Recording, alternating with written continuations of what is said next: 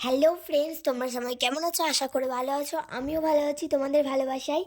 দেখো, আজকে আমি তোমাদের সাথে আবার একটা নিউ মিনি ব্লগ নিয়ে চলে এসেছি। আমি এসেছি কাকগ্রাম জগদ্ধাত্রী পুজো উপলক্ষে। আর দেখো, এটা ঠাকুরটা দেখে নাও। এর আগে আমরা আরও অনেক ঠাকুর দেখেছি। দেখো, তারপরে মাঝে একটুখানি ফুচকাও খেয়ে নিলাম। তারপরে ফুচকা খাওয়া হয়ে গেলে আবার ঠাকুর দেখতে বেরিয়ে পড়লাম। আর আমরা যতটা ক্যামেরা বন্দি করতে পেরেছি তার থেকেও অনেক অনেক অনেক বেশি ঠাকুর দেখেছি। 29টা না 31টা ঠাকুর আছে, তার মধ্যে আমরা প্রায় 20টা মতন দেখেছি। যাই হোক, অতটা তো ক্যামেরা বন্দি করতে পারিনি। তো একে একে তোমরা ঠাকুরগুলো সব দেখে নাও, ঠাকুরের মূর্তিগুলো। আর এই প্যান্ডেলটা তো আমার সব থেকে বেশি ভালো লেগেছে। মানে এখানে বিয়ে বাড়ির ভোজ করেছিল আর কি, পুরোটা তো ক্যামেরা বন্দি করা হয়নি, তাই কিছু কিছু ক্লিপগুলো নিয়েছি। সেগুলো তোমাদের সাথে শেয়ার করছি, তোমরা সবাই দেখে নাও। যারা যারা এবার আসতে পারোনি নানা রকম উদ্দেশ্য, নানা রকম কাজের জন্য, তারা যেন এর পরের বার অবশ্যই চলে আসবে। দারুণ দারুণ ঠাকুর হয়। তো তোমাদের যে যদি চন্দননগর বা কৃষ্ণনগরের কাছে বাড়ি হয় তাহলে আমাকে বলো, আমি চলে যাব। আর যদি তোমাদের কারোর জগদ্ধাত্রী পুজো বাড়ির কাছাকাছি না হয় তাহলে আমার বাড়ি চলে এসো, ঠিক আছে? তোমাদের সবাইকে ইনভাইট করে দিলাম এবার। এর পরের বার কিন্তু অবশ্যই চলে আসবে।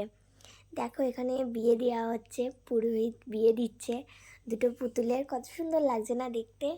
যারা প্যান্ডেল করেছে তারা শুধু বিয়েতেই ছেড়ে দেয়নি, তার সাথে খাবার খাইয়েছে লোকদেরকে। দেখো, তারপরে আবার জল দিতে যাচ্ছিল একজন।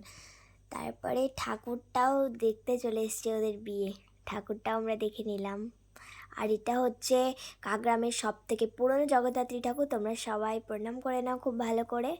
দেখো, আমি নিজে হাই হাই বলছিলাম একবার, মানে তোমাদের সবাইকে লাস্টে হাই বলছি, প্রথমে না বলে। যাই হোক, ঠিক আছে। এ দেখো, এটা হচ্ছে আর একটা প্যান্ডেল। এই প্যান্ডেলটার থাম্বেলটা একটু আলাদা। এগুলো একটু মানে ছবি টবি নিয়ে নানা রকম ধরনের ছবি রয়েছে এটাতে। যেমন কৃষ্ণের ছবি ছিল, মা দুর্গার ছবি ছিল। দেখো, এটা হচ্ছে ওই ঠাকুরটা, যেই ঠাকুরটার ছবি তোমাদের দেখালাম। আর এখানে দেখো কত সুন্দর লাগছে লাইটিংটা। এই লাইটিংটা আমার এত সুন্দর লেগেছে, এই কারণে আমি এই লাইটিংটার বেশি বেশি করে ভিডিওটা ক্লিপ নিয়েছিলাম।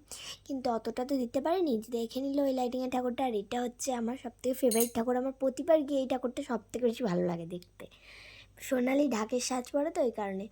আর এখানে দেখো জলের ফোয়ারা উঠছে, কত সুন্দর লাগছে দেখতে। আর তার পাশে একটা পদ্ম ফুলও ফুটেছিল, সেটা হয়তো ভালো করে দেখানো হয়নি। আর দেখো লাইটিং। তো ঠিক আছে, বাই বাই, আবার দেখাবে অন্য কোনো মিনি ব্লগে।